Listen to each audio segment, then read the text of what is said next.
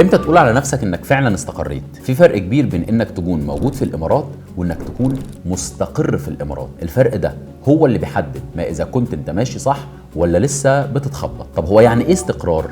يعني تبقى خلاص خرجت من مرحلة ان انا لسه بجرب ودخلت في مرحلة انا فعلا هنا. ايه العلامات اللي تدل على انك فعلا استقريت؟ عد معايا. لما يبقى عندك شغل ثابت، مش كل شوية قاعد بتتنقل من شركة لشركة، او العقد بتاعك مؤقت، لا انت عندك وظيفة، عندك عقد واضح، راتب ثابت، بونص واضح ومفصل، ولو لا قدر الله حصل لك اي ظرف يبقى معاك اللي يغطيك فترة. تاني علامة السكن.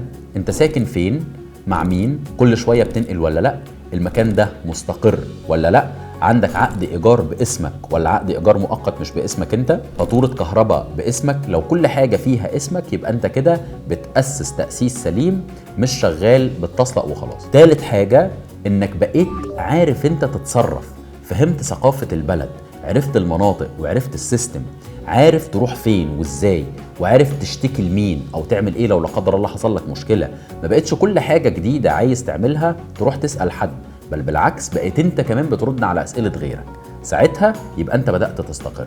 الحاجه اللي بعد كده انك تكون بدات تحوش وبتستثمر في نفسك وفي فلوسك، وبتقدر تقول لا على اي شغل بيجيلك ملوش لازمه، مش بتجري ورا اي شغل وخلاص. الحاجه اللي بعد كده انك تكون يا اما فكرت تجيب مراتك وعيالك او جبتهم بالفعل، ساعتها بس تقدر تقول انا استقريت. طب لو سالتني دلوقتي ازاي اوصل للمرحله دي بسرعه واضمن اني ماشي صح، هقول لك بكل بساطه.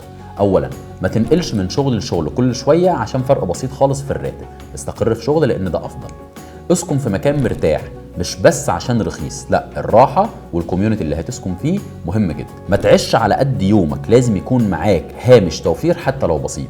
ما تخليش وجودك في الامارات معلق على ورقه اقامه وكل شويه تقعد تجددها بالعافيه، وعند تجديدها بيحصل لك مشاكل. الاستقرار مش معناه انك وصلت الدوله ولقيت شغل. الاستقرار معناه انك بنيت اساس.